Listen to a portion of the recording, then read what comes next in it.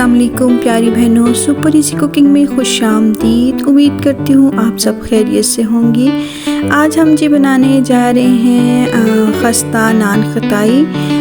नान खताई के लिए मैंने जी लिया है 1.5 कप मैदा और आधा कप जो है वो बेसन है। ये मैं बेसन को छान रही हूँ। आपने इन सारी चीज़ों को छान के लेना है, ठीक है। इसमें 1 कप पिसी हुई चीनी मैंने डाली है, half tea spoon baking powder और 1/4 चम्मच छोटा चम्मच चाय का चम्मच जो है वो बेकिंग सोडा मैंने इसमें डाल के इसको मिक्स कर लिया है। अच्छा, अब इसको बनाने के लिए ना करना क्या है कि आपने घी को मेल्ट करके उसको खूब ठंडा कर लेना है। हम ठंडे घी से ना इसको गूंदेंगे।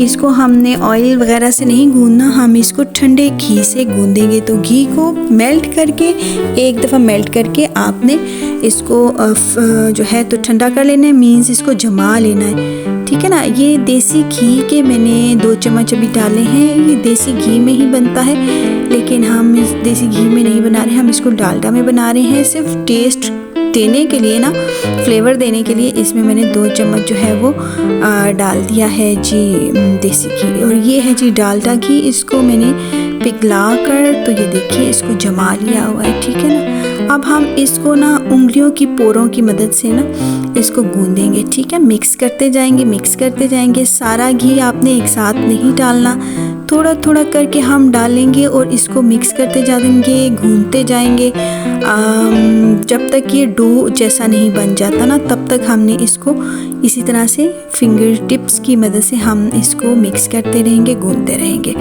तो इस तरह से इसकी ना एक स्मूथ सी डो बन जाएगी। साथ साथ जैसे जैसे आपको नीड फील होती रहे, आपने इसमें जो है ना घी वो शामिल करते रहना है। अब आप देखिए, ये देखते जाइए आप।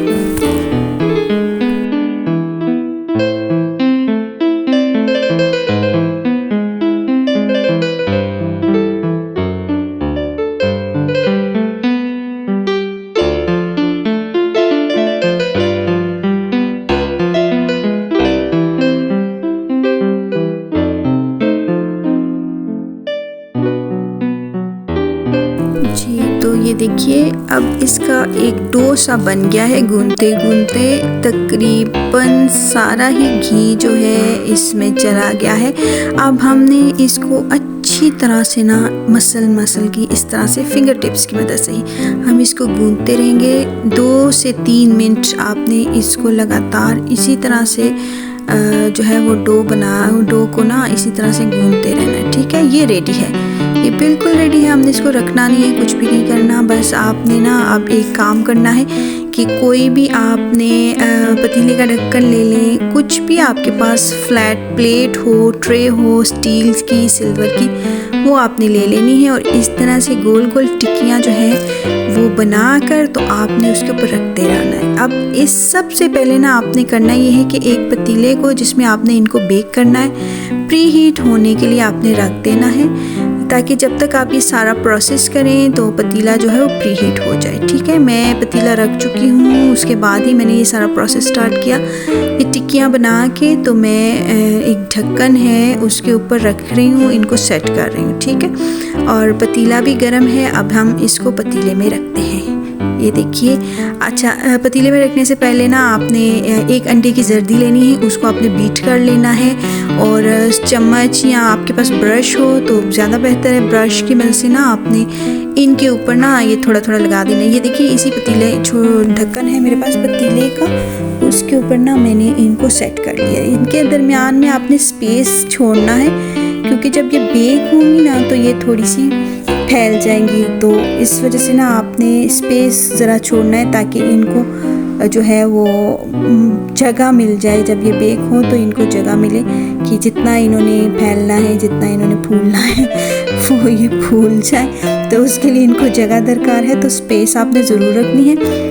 ये मैंने अंडे की जर्दी है, ठीक है ना। और ये ख्याल रखना है आपने कि ये नीचे नहीं जाए, ठीक है ना। अगर ये यहाँ से लीक करेगी ना साइडों से, तो फिर ये जब हम इसको बेक करेंगे ना ये जल जाएगी। तो इसके जलने से ना आपकी खताई का जो टेस्ट है वो ख़राब हो जाना है, तो आपने ख्याल रखना है। ये देखिए पतीला पहले से बहुत गर्म था, इसलिए मैंने ना जल्दी से इनको रख दिया है इसके अंदर। और इसको हम देंगे जी, ये देखिए जी 40 मिनट के बाद ये देखिए हमारी नान खताई बनकर बिल्कुल तैयार है। ये देखिए। अच्छा, एक चीज़ मैं आपको बताती चलूँ ना, ये मैंने इसको 30 मिनट का टाइम दिया, लेकिन तब तक ये ऊपर से बहुत सॉफ्ट थी, तो फिर मैंने इसको 10 मिनट और दे दिए। तो आपने भी घबराना नहीं है और इसको आपने टाइम देना है। जितनी हल्की आंच पे पकती है इसका उतना ही अच्छा मज़ा आता है, उतना ही अच्छा फ्लेवर आता है। आपने घबराना नहीं है, आपने आंच को हल्का ही रखना है, चाहे ये 40 मिनट ले, चाहे 50 ले, चाहे घंटा ले, लेकिन आपने ना इसको हल्की आंच पे पकाना है। आपने घबरा के इसकी आंच नहीं तेज़ करनी, जितनी हल्की आंच होगी उतनी खस्ता आपकी नान खताई बनेगी। और ये देखिए जनाब, हमारी नान खताई बनकर बिल्कुल तैयार है। अगर आपको आज की रेसिपी पसंद आई हो तो लाइक और शेयर ज़रूर कर दीजिएगा। मेरे चैनल सुपर इजी कुकिंग को सब्सक्राइब करना हरगिज़ नहीं भूलना। आपने एक प्यारा सा कमेंट हमारे चैनल के नाम ज़रूर कर दीजिएगा। वीडियो देखने के लिए बहुत बहुत शुक्रिया। जज़ाकल्लाह।